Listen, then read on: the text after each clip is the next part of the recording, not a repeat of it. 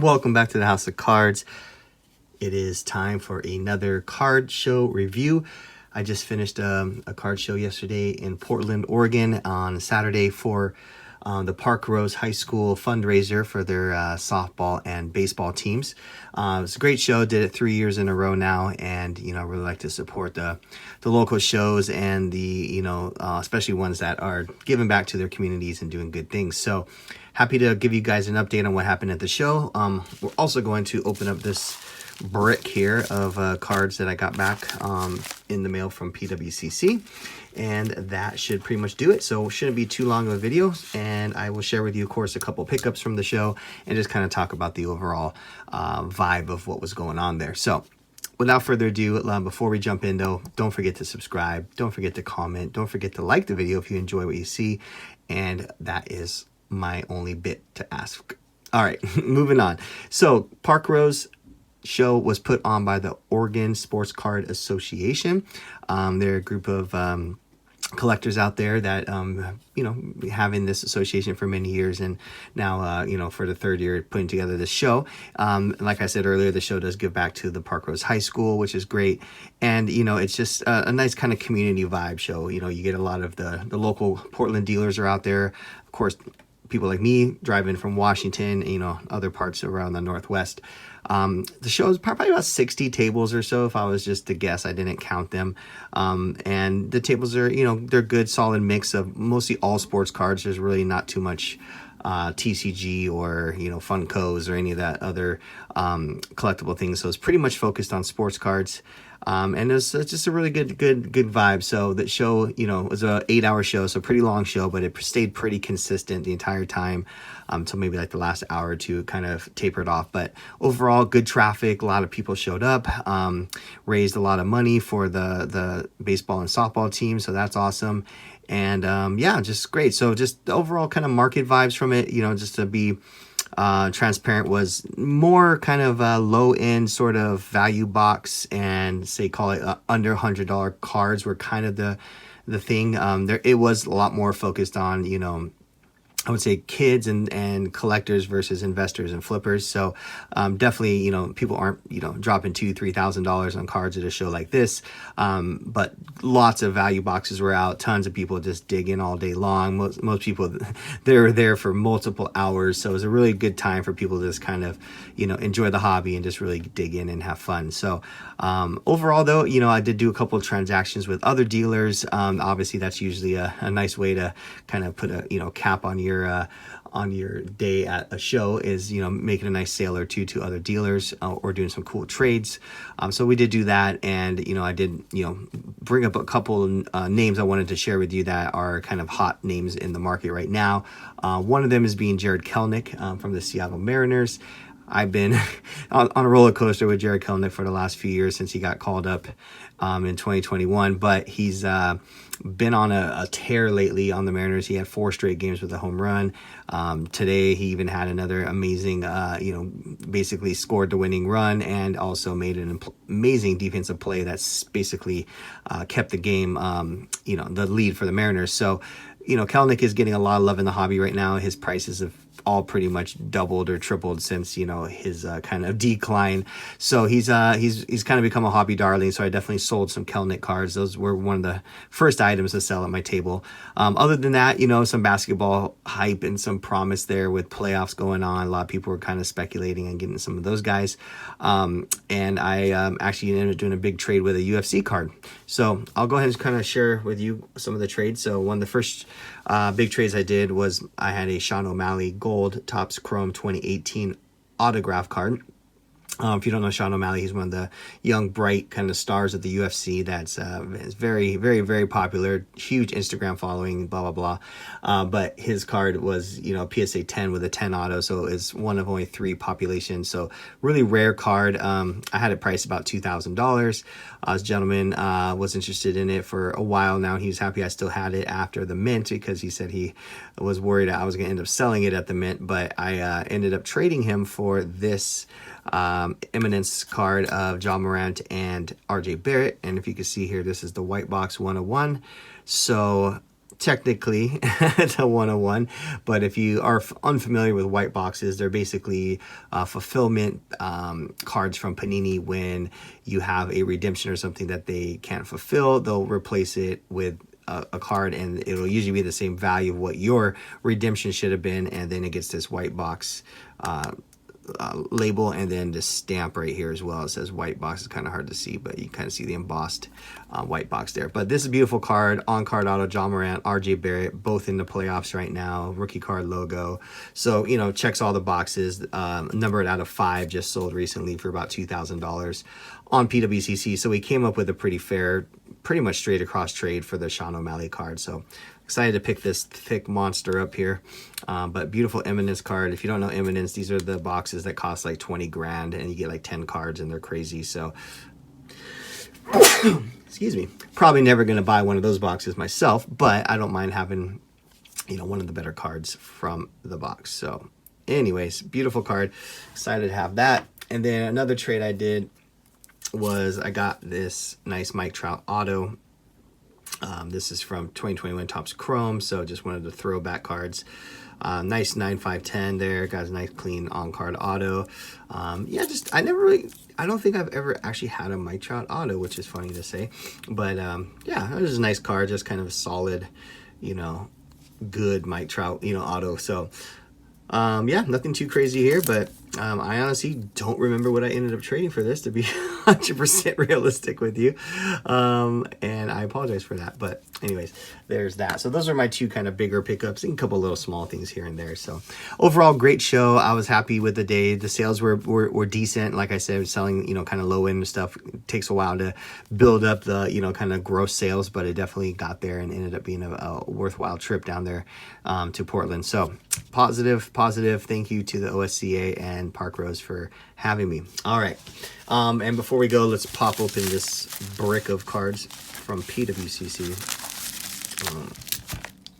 This was an order a couple weeks ago. It's taking them a while to get cards back. I don't know why. They sort of started kind of taking longer. They used to get it back like within 3 or 4 days after the auction ended, but recently it's been over a week, so, but that's okay. As long as they get to me eventually. All right, here we go.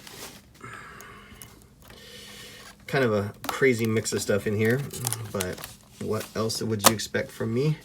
That is kind of how I roll. All right, we'll just kind of break this up in a couple of piles here, and we'll just kind of plow through it. All right, first card here. This is a really cool one. Russell Westbrook refractor autograph. I just think it's cool. Topps Treasury. I'm not really set. Was obviously before my time of getting back into the hobby, so it's 2008. So I'm not really exactly sure Topps Treasury how long it was around or whatever, but it's kind of cool. It's a really nice looking card. So from the draft, obviously I love it because he has a Sonics jersey. Just remind everybody who originally drafted Westbrook and Durant was my Seattle Sonics, but you know, that's neither here nor there. But yeah, just like this card a lot. So grab this. Westbrook just had a great game against the Suns to start the playoffs, and looks like Clippers won, so that's awesome. But yeah, there you go. Next one. Sorry, I'm gonna peel these as we go. All right, cool. So nice little Jeremy Pena here. This is his Bowman First Atomic Refractor. It was really cheap, so I just decided to grab it. Pena's a stud, and I like the Atomics because they have that cracked ice. So I think this, you know, will sell really good in a 9. So solid grade, but still cheap and easy for someone to get into. So it's not gonna break the bank if you want to get a nice Pena Bowman First card. So there you go. All right, looks like we got some non-sports coming up. Oh, I screwed that one up. Oh well.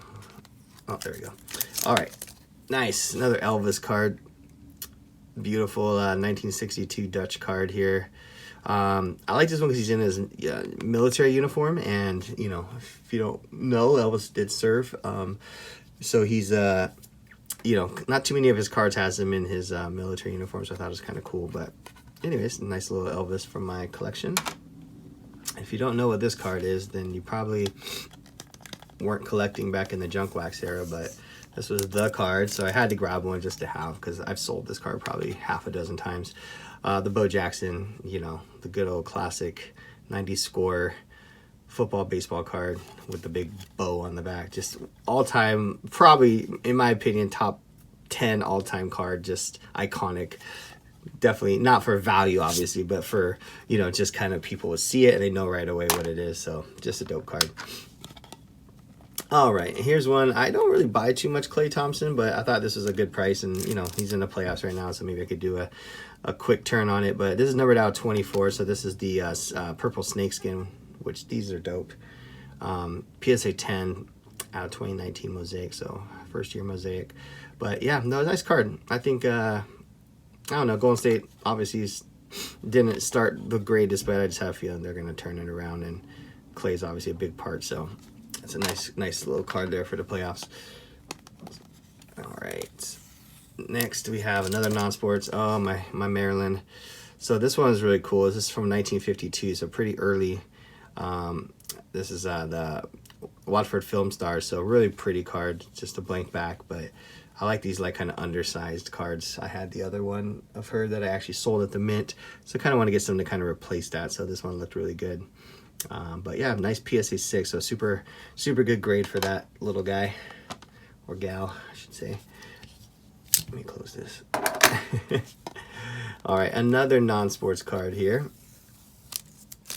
Michael Jackson. Isn't that cool? Just kind of smiling and grooving. So 1980, so obviously very early on in his solo career. So I think his first solo album, I think, came out in the late 70s. I can't remember. I think Off the Wall, right? So I don't know exactly how long, you know, obviously this is probably only a couple years after, but yeah, nice PSA 7, one of the higher grades. So beautiful Michael Jackson there. Here's another card that probably in the top 10 iconic cards. And this is the Barry Sanders, but you'll see it has an autograph. Look at that. And actually the card itself looks good too. So sometimes when you get these in-person autos and it's cool, but like the cards beat the hell. This one doesn't have a grade on the card, but just the fact that it's looks clean too. It's, you know, pretty well centered and the corners look decent. So I like that fact. And it does have like a certification of some sorts, even though they slabbed it too. So I don't know if they like certified it beforehand and then just kept that on the card and then they also slabbed it, so I'm not sure. It's kind of interesting, but love the auto, clean, thin pen, which I like. I don't like when they use the big fat markers and you can't see the details of the autograph, so I like this card a lot. So beautiful Barry Sanders score auto rookie. All right, here's a cheap but cool one. This is the 89 Topps Randy Johnson in the old PSA slab, but I like this one because this one's out of traded. The first Topps, you know, the 89 that came out was him in his Montreal Expos uniform. So this one, you know, got to get the Mariners love. So got this one out of update in a 10. Got that. Again, nothing expensive, but these are kind of cards that, like, you know, collectors love. You know, you get the you know, you get the dad there with the son, and he gets the Randy Johnson card. He tells them about Randy Johnson and all the cool things he did, and when he was with the Mariners, he watches some videos, and, you know, it's just history. All right, here's a 68 Dutch unnumbered Hendricks. So this is a beautiful card because this is actually one of his earliest cards, because 68 is the earliest year that I found any Hendricks stuff. So this is one of his earliest, and it also has the band members, which I like a lot, because sometimes you get the just Jimmy by himself, which is cool, but I also, you know, give some love to the experience, you know. Anyways, this is in a 5, which is a decent grade, so nice one there. I'm sure it'll be a popular one. All right, this one I'm actually happy I got when I did, because this is kind of before Kelnick went off and started going even crazier. He was definitely I think this is before his 4 home runs, so just got a nice base auto in the PSA 10 though, so nice clean Kelnick there. Bowman first auto in a 10. This one I like a lot. I'm excited for this one. The way the Rays are playing and have started the season, you know, it's hard to believe that, you know, Wander's not going to be a big part of their year. Hopefully he stays healthy, unlike last year, which is kind of the reason why his prices came down so much, because he missed a lot of time. But sorry, this card is cool because this is actually the Topps Chrome short print orange speckle refractors. So it's cool because you get the short print, which are also, you know, super rare, but then just numbered out of 25. So beautiful card there. Wander short print orange, sparkly. Almost done, guys and gals. All right, so this one, I like Halliburton. I know he's not in the playoffs right now, but I think he's a good pickup for next year. He had such a kind of a breakout season in scoring this year. I don't know if he ended in the top 10 in scoring. I gotta double check, but he was definitely up there most of the year. But just grab this nice Prism Auto, this Rookie Sensations. This is the choice version. So yeah, nice clean auto, got a 10 on the auto. So yeah, nice card there. So nice Halliburton. All right, some more non-sports here. These are out of the Mr. Softies set. So a couple here. Got the Elvis, which I had in a SEC 9.5, which I sold at the Mint Collective. So I wanted to get another one of these. And then this one is the Frank, which I also had and sold. So I got this one in an 8. It's a little Frank. All right, here's probably one of the bigger cards in the order. Again, Zion's definitely a touchy subject as far as like what to do with him, you know, how to proceed with his cards. But I like this card. Just, you know, a nice green prism. It's got quad 9.5, so cheap if I wanted to crack it out and resub it. But I am still buying Zion. I don't know. Call me crazy. There's another one. Let's just jump right to it and just get it over with. Maybe I'm an idiot, but you know, I don't know. This is the guy's transcending as far as his skills. So give him one more chance. If you can't pull it off next year, then you know maybe it's time to move on. All right, so this is out of 149. This is the Purple Ice. I did get the 8.5. It's pretty affordable, and the 8.5 is obviously a huge card, like in a PSA 10. But I looked at it and it looked pretty decent. And if you look at the subgrades, the only bad grade was the surface. So got a 9.5, a 9.5, a 10. And then the 7.5 on the surface. So there's obviously some surface issues. So I'm probably gonna crack it out and just kind of look at it and just see, you know, if it's something small like a dimple or something, I might just try and grade it somewhere else and just see if they'll go a little bit softer on those grades. Because I mean 8.5 is pretty. It's an okay grade, but definitely not what you want in that ultra modern card. So, but this is one of the more beautiful parallels I think for him. The blue is obviously really nice, but the Purple Ice just kind of works for some reason. So we'll see what happens with old boy Zion. And then got some raw cards here. We'll kind of plow through these real quick. I hate the Astros, but I know a lot of people like them. So I got this Astros Independence Day. This is like the team card, so it's pretty much like a worthless card. But it's numbered out of 76, so it's a a short print card. So some Astros collector will definitely like that card a lot. I mean, they are the champs, so you can't hate on them too much. This is the Obi Toppin with the Knicks in the playoffs right now, and if they end up doing something semi good in the playoffs, then I think Obi might have a little bump. But again, his cards are dirt cheap, so nothing crazy there. And this last one's really cool. This is a Kobe Bryant game used from Upper Deck SP All-Star game appearance. So that's a piece of his All-Star jersey from the game. So game used Kobe Bryant there. Yeah, that's really nice. So anyways. All right, guys. Well, that's it. Thank you again for watching.